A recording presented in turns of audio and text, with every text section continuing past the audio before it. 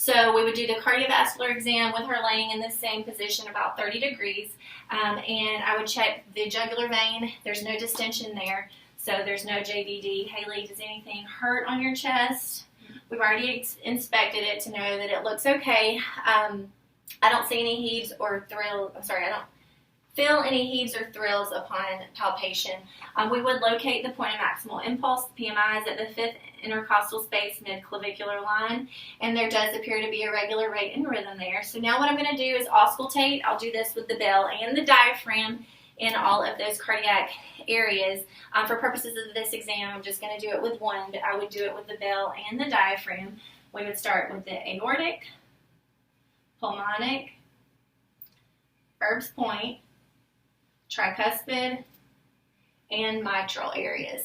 And I do not hear any murmurs. There's a regular rate and rhythm. I did hear an S1 and an S2 heart sound. And then I would also auscultate the carotids and the temporal arteries, and I would expect to hear no bruits, and I would expect everything to be equal bilaterally. So again, we would check the carotids and the temporal arteries bilaterally, and those are normal. So Haley, now what we're going to do is check the abdomen. I do need you to lift your shirt just a little bit. For this part of the assessment, we do inspection, then auscultation, then percussion, and we end with palpation. So I'm just going to inspect. I don't see any scarring. There's no rashes or lesions here by looking. Her umbilicus is midline. There's no herniations or redness around it. So what we'll do is assess the contour, which is flat, and then I'm going to auscultate these breath sounds and abdominal sounds in all of the quadrants. We would do this in all 4 quadrants, taking time to make sure there are vowel sounds. Normal active vowel sounds, you should hear about 20 per minute. And then you also listen for bruits in the renal, the iliac, and the femoral arteries. Now I'm going to percuss on her stomach, expecting to hear tympani throughout, which I do. You can also percuss down until you hear dullness over the liver, and then when you start to hear tympani again, measure that liver span. It should be about 6 to 12 centimeters, and then you should hear dullness over the spleen on the left mid-clavicular line. So now we're ready to palpate. We're going to do soft palpation first and then deep palpation. So Haley, just tell me if you feel anything in any of these areas that's tender. Okay, so everything is soft and non-tender, so now we're going to do deep palpation. Any pain here? Okay. I don't feel any masses or tenderness, or she's not tender rather, and there's no major abnormalities. I do not, the liver and the spleen and her right and left kidneys are non-palpable as expected. You can also measure the aorta at this time, and then the last thing we want to do for the abdomen is to check that abdominal reflex. And in all quadrants, what you do is just draw an X, and you'd expect the abdomen to contract, which it did. So you can cover yourself up. We're getting to our musculoskeletal exam. So we're going to check extremities. You can also check inguinal nodes to make sure that they're non-tender, mobile, discrete, and a femoral pulse, which again we would expect to be 2+, brisk.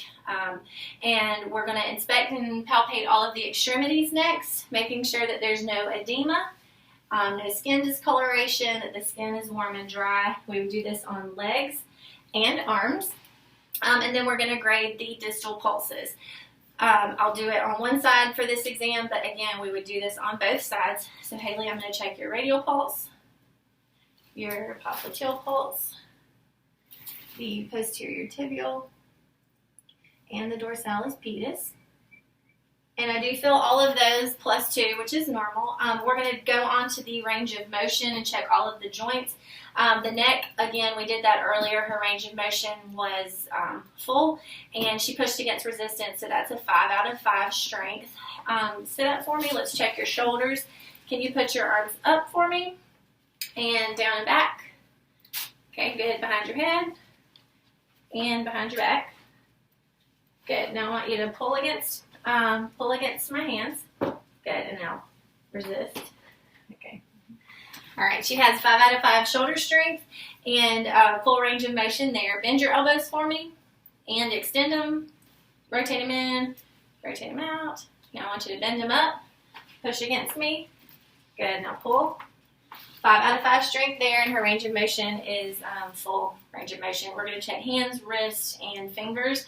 So why don't you make a fist, and then spread them real wide, bend your wrist down, up, twist. All right, let me check your hand grip. Squeeze my hands. Good. She's got 5 out of 5 strength, full range of motion. Stand up right here for me. Let's check your spine. So what I'll have you do is, let me get right here, I'm sorry. Bend over, touch your toes for me. Extend all the way back. Okay, bend back. Okay, twist at the waist. And bend over, I'm sorry, one more time. Let me check for scoliosis. So at this point, we would do a scoliosis screen and just make sure that everything is midline. And you can also palpate those spinous processes here to make sure there's no tenderness, okay? And then do side to side this direction. And you can have a seat back down on the table for me. She has a 5 out of 5, or I'm sorry, full range of motion there. So we'll check her feet and ankles next. If you want to lay down for me, I'll try to pull this off. Okay. So let's point your toes, flex your toes, turn them in and turn them out. Spread those toes. Good. Now push against my hands like you're pushing on a pedal. Good. She's got 5 out of 5 strength in her feet and full range of motion. Bend your knees and straighten them. Good. Bend your knee again. Now push against me. Or, I'm sorry, straighten your leg. Yeah, good. So we are checking for the range of motion. She has a full range of motion and 5 out of 5 strength. We'll check your hips and pelvis next. So go ahead and pull knee to chest. We'll do this on both sides, but for purposes of this exam, one side and straighten. Good. Can you rotate your knee in and out? Good. And then straighten your leg out. Push against me with straight legs. Yeah, that's 5 out of 5 strength. We're checking the hips and the pelvis. So now we'll do your deep tendon reflexes. So I just need you to relax. We'll do the bicep, the tricep, the brachioradialis first. So just relax. Okay, bicep. And then put your arm up for me like this.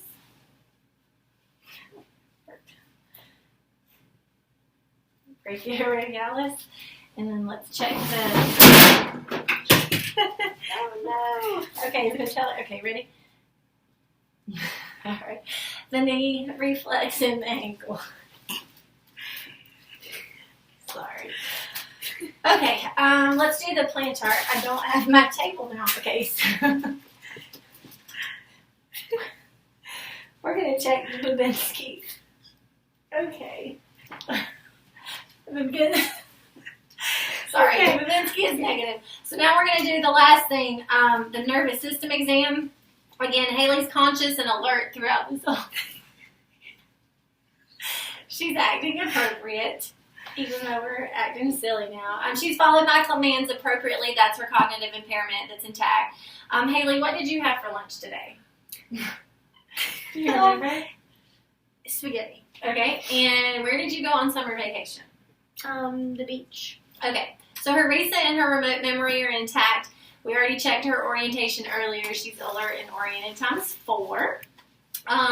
Haley, I'm going to give you something in your hand. It's a pretty common object. Close your eyes, and I want you to tell me what it is. We're going to test the stereogenesis.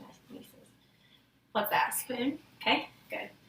Now we're going to do that same sharp and dull test on your extremities. I want you to tell me if you feel something sharp or dull. Close your eyes. Stop. Hard. Soft. Hard. Soft. Hard. Soft. Hard. Okay. So sensation is intact. We'll check the cerebellar and motor function. Haley, touch your nose and touch my finger. Touch your nose, finger as fast as you can. And we would do this on both sides, and her motor function appears to be intact with no deficits. Last thing, we're going to have you stand up. I want you to do a heel-to-toe test here. Just walk in with your heel to toe like that for me so I can check your gait.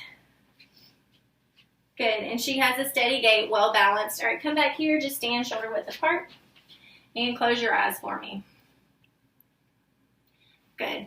We check this for about 20 to 30 seconds. There's no swaying. It's a negative Romberg test. So the last thing I need you to do is hop for me. Just We're going to check all those motor functions. Just Yeah. Yeah. All right.